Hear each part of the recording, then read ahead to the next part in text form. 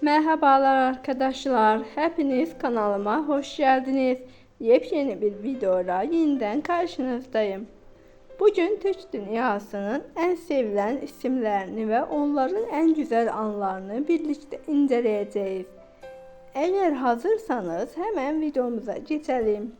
Gəlin dizisinin sevilen ve yakışıklı, başarılı oyuncusu Cenay Tuksever'in bugün doğum günü. Cenay Bey'in doğum gününden görüntüleri sizlerle paylaşıyoruz. Cenay Bey eşiyle birlikte doğum gününü kutladı. Yani Cenay Bey'in eşi Cenay'a sürpriz yaptı ve ona sürpriz yaptı ve doğum günü pastası ile onun doğum gününü kutladı ve iyi dileklerini eşine iletti. Biz de hemen anları sizlerle paylaşıyoruz. Peki sizin en sevdiğiniz Türk oyuncuları kim? Yorumlarda benimle paylaşmayı unutmayın. Hepsini tek tek okuyacağım. Bu tarz içeriklerin devamı için kanalıma abone olup bana destek olursanız sevinirim.